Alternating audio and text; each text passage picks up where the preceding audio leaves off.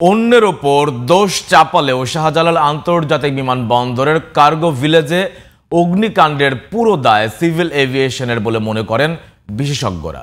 তারা বলছেন fire service আগে থেকেই অনেকগুলো বিষয়ে সতর্ক করেছিল যা আমলে নেয়নি সিভিল এভিয়েশন। এজন্য ব্যর্থতার দায় স্বীকার করে ভুল সংশোধন করার আহ্বান জানিয়েছেন এভিয়েশন বিশেষজ্ঞরা। FM বায়েজিদের রিপোর্ট।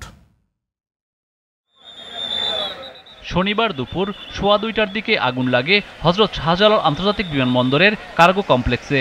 26.5 ঘন্টা পর আগুন পুরোপুরি নিয়ন্ত্রণে আসে রোববার বিকেল 4:55 প্রাথমিক হিসাবে এই ঘটনায় প্রায় 12,000 কোটি টাকার ক্ষয়ক্ষতি হয়েছে বলে দাবি করেছে রপ্তানিকারকদের সংগঠন। অথচ আগুন লাগার মাত্র 6 দিন আগে 12 অক্টোবর যুক্তরাষ্ট্রের ডিপার্টমেন্ট অব ট্রান্সপোর্ট ডিএফটির নিরাপত্তা মূল্যায়নে আন্তর্জাতিক বিমানবন্দর রেটিং অর্জন করে দেশের প্রধান এ বিমানবন্দর। বাংলাদেশ বেসামরিক বিমান চলাচল কর্তৃপক্ষ এক বিবৃতিতে জানিয়েছিল এই অর্জন নিরাপত্তা অগ্রযাত্রায় গুরুত্বপূর্ণ মাইলফলক, যা আন্তর্জাতিক সর্বোত্তম চর্চার সঙ্গে বাংলাদেশের সামঞ্জস্যের প্রতীক।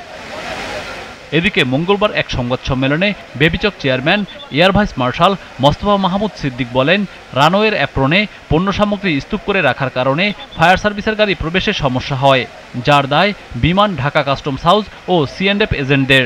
আমাদের ভেহিকেল যে আছে তারা সমস্ত ব্যবস্থাটা নিয়েছে। ফার্স্ট অফ অল যেটা বলেছিলাম যে সামনে কিছু কার্গো ছিল, তার জন্য স্তূপগাড়ি ছিল, তার জন্য যেতে পারে না। আর স্ট্রাকচারটা ভেঙে যে ভিতরে ঢুকে, এটা লোহার স্ট্রাকচার ছিল, ভেঙে কেটে ভিতরে ঢুকে যায় না। অন্যের উপর দোষ না চাপিয়ে সিভিল এভিয়েশনকে ভুল সংশোধনের পরামর্শ দিয়েছেন এভিয়েশন বিশেষজ্ঞরা। দোষ স্বীকার করতে হবে, দায়িত্ব নিতে হবে এবং দায়িত্ব নিয়েই কিন্তু আগামীর জন্য প্রস্তুত হতে হবে। তাছাড়া কিন্তু আমরা যে দায়িত্ব সবসময় একে অপরকে শিফট করি, তো এই ধরনের ঘটনা ঘটতেই থাকবে এবং আমরা এটা দুঃখ প্রকাশ করা ছাড়া আমাদের কিছু করা থাকবে। ফায়ার ব্রিগেডের লোকজন বলছে যে 19টা দিয়ে অবজারভেশন দেওয়া হয়েছে এবং সেই 19টা কোনো অবজারভেশনই সিভিল এভিয়েশন মানেনি। কেন মানেনি? তাদের কোথায় সমস্যা?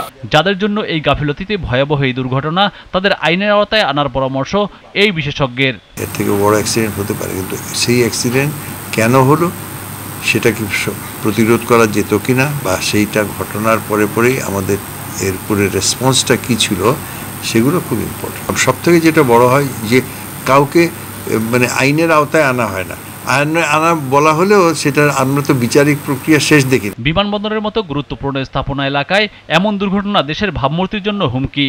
তাই পুনরাবৃত্তি রোধে এখনই কার্যকর ব্যবস্থা গ্রহণের আহ্বান জানিয়েছেন এভিয়েশন বিশেষজ্ঞরা।